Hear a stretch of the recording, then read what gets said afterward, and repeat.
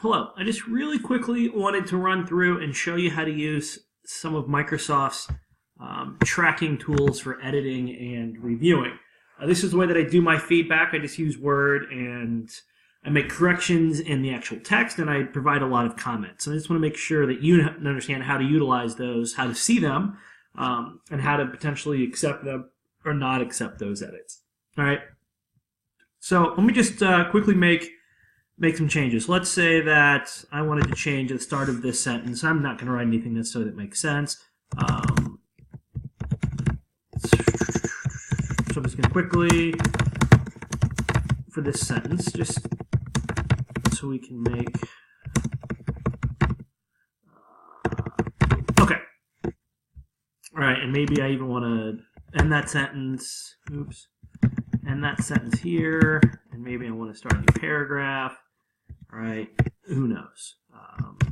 Okay, so when you get your paperback, it may look exactly like this, where you can see all of my edits, and you can see them in a different color, and they're underlined. You can see them in an edit here. I made one there. I erased a word up here, etc. You also might see comments, just like you do here, but it also might look different than this. You might see something that looks more like this, right? So those edits went away, but you see these lines over here.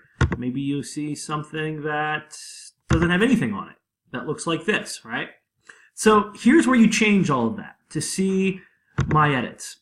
You want to go ahead and up here to this track changes part, and again, when you open Word, it's going to look like this. You want to go to the review setting, and in review, you want to go to this tracking part, and that's where you want to select and make sure that all markup is visible there, right?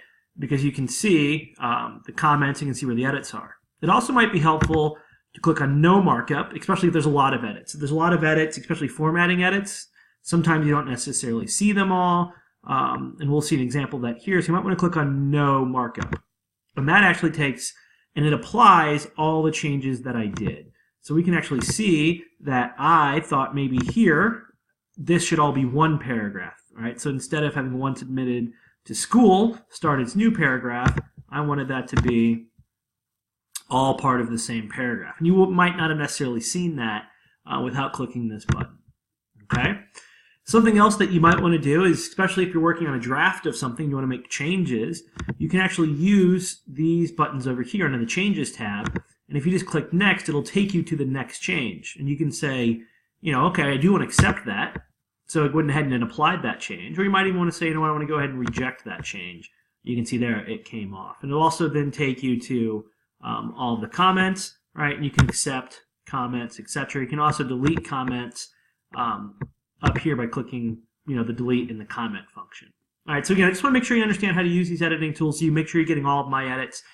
The big thing is make sure that in the tracking portion you have all markup selected. You can move through comment by clicking the previous and next buttons. And if you don't have this all markup in some other words, other versions of Word, especially online, it's not going to track exactly what the comment is to.